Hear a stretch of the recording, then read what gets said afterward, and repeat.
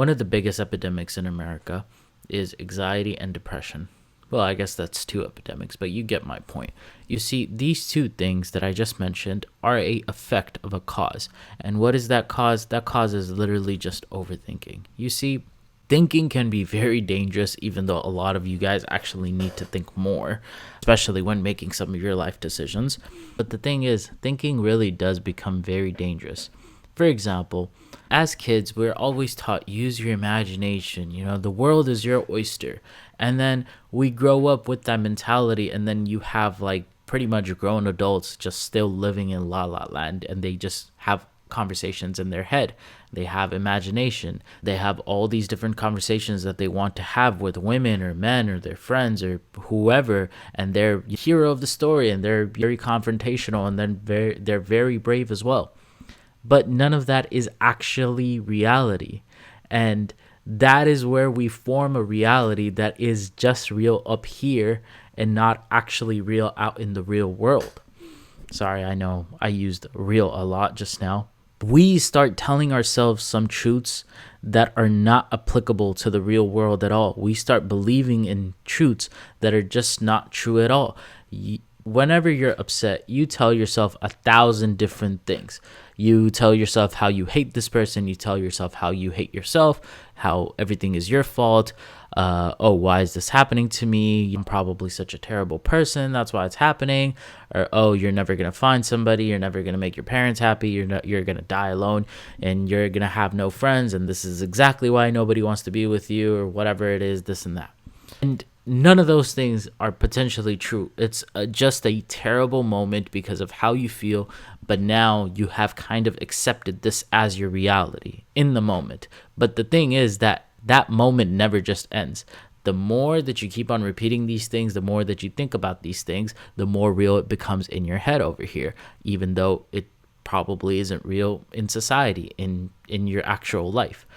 You probably think like, oh man, like you're so ugly, or you're just very funny looking, that you walk in a coffee shop, and if you overhear somebody laughing at some random joke that a friend said to them, you'll probably end up thinking that it was about you, and that is your insecurity. And that is very dangerous if you really think about it, because that is detrimental to your self-esteem and how you perceive the world as well.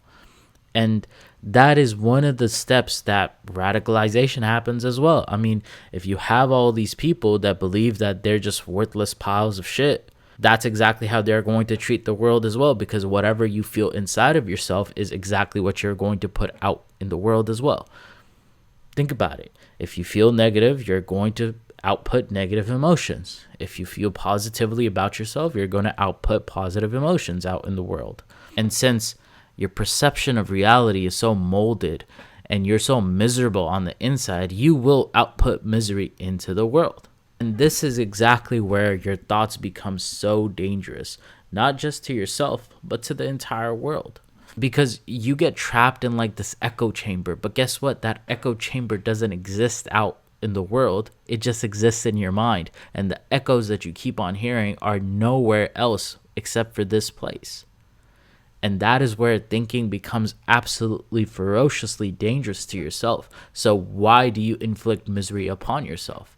You need to stop thinking about the things that you do not control, and you need to stop thinking about how the world potentially perceives you. And you need to stop believing the thoughts that you tell yourself, especially when you feel negatively, and accept them as truths.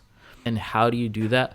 Well, the very first thing that you actually need to do is occupy your mind with other things, whether they be external, whether they be just reaching out to friends, whether they be occupying yourself in worship, or maybe just reading books or watching movies, or whatever the case might be. But you need to occupy your mind, and you need to actively think about not thinking.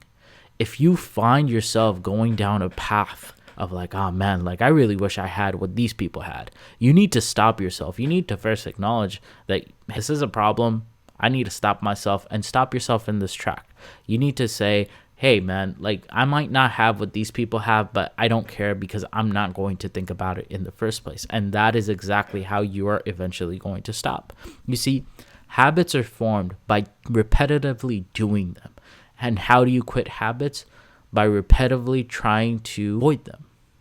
If you want to stop a habit, you need to practice not doing it in the first place. The habits that you have built are just exactly like muscle. It's use it or lose it. And if you want to lose a bad habit, you got to stop using it. So you got to stop letting yourself go down that path in the first place. Do it. I promise you, it'll help a lot. There's no point in living in your head because none of this stuff is real, whether it be extremely good in your head or whether it be extremely negative in your head as well. It just doesn't matter. Live in your reality because that is exactly what you're going to be experiencing. Anyways, this was episode number 90 of the Daily Lessons podcast, guys. Make sure to hit that subscribe button if you haven't already because I make videos like this every single day and I would really appreciate it as well. This is Yusha and I'm signing out. Bye, guys.